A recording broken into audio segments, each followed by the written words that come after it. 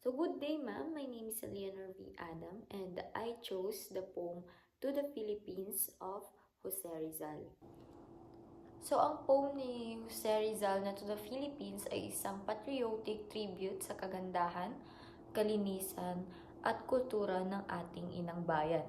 Ipinapakita niya ang Pilipinas bilang isang goddess-like figure, isang bansa na puno ng grace and natural beauty. Sa first stanza, inihalan tulad ni Rizal ang bansa sa isang houri, isang magandang dalaga mula sa Islamic paradise. And sa break of dawn na sumisimbolo sa purity at potential nito. Pero yung line na sleeps a goddess on the Indian shore ay parang sinasabi na kahit napakaganda ng Philippines, parang natutulog pa rin ito na maaaring magpahiwatig ng colonial status nito sa ilalim ng Spanish rule. Sa second stanza naman, inilalarawan ni Rizal kung paano hinahaplos ng Sonoros Sea ang baybayin ng Philippines na nagpapakita ng connection ng bansa sa mas malawak na mundo. Binanggit din niya na hinahangaan ng intellectual West ang Philippines, habang yung Old Hoary Pole naman na simbolo ng karunungan o karanasan ay nagpapakita rin ng paghanga sa kagandahan nito.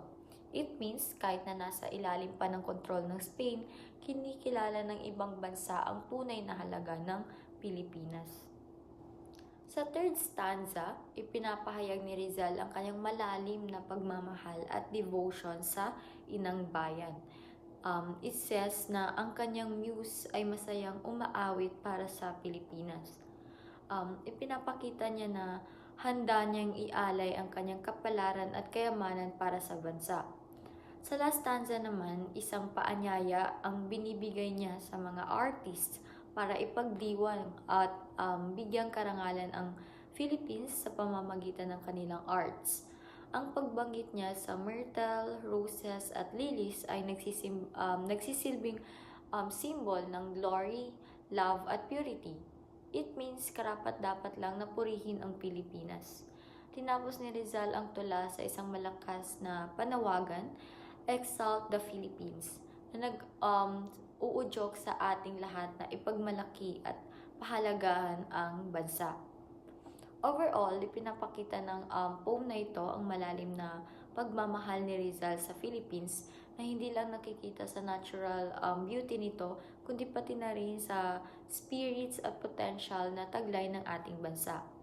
And he also invites the Filipinos, lalo ng mga artista, na gisingin at buuin ang buong potential ng Pilipinas sa pamamagitan ng sining at pagmamalasakit sa inang bayan. I created this background to visually represent the themes of Jose Rizal's poem To the Philippines. Sa design ko, nilagay ko si Rizal na may hawak na libro kasi naniniwala siya na the education and literature ay mahalaga to inspire Filipinos and help them realize their national identity. The Philippine flag represents patriotism and the dream of freedom, which Rizal constantly expressed in his writings. Siyempre, hindi pwedeng mawala ang mapa ng Pilipinas kasi sumisimbolo ito sa ating bayan at nagpapaalala sa atin ng ating kultura at history. Mga bagay na sobrang mahalaga kay Rizal. One important addition to this version of my background is the quill and inkwell or yung panulat at tinta na nagpapakita ng power of writing. Ginamit ni Rizal ang kanyang mga words and poems kasama ng To the Philippines para gisingin ang isipan ng mga Pilipino at ipakita sa kanila na dapat nilang mahalin at ipaglaban ang kanilang bayan. This connects to the poem's theme of art and literature as a way to honor and uplift the Philippines. Yung scroll-like border naman ay nagbibigay ng historical vibes, parang lumang document or sulat na parang tribute kay Rizal at sa mga isinulat niya na naging mahalaga sa ating kasaysayan. overall, this background reflects to the Philippines dahil ipinapakita nito ang pagmamahal ni Rizal sa bayan, ang paniniwala niya sa kahalagahan ng edukasyon at literature, and his hope for a free and enlightened nation.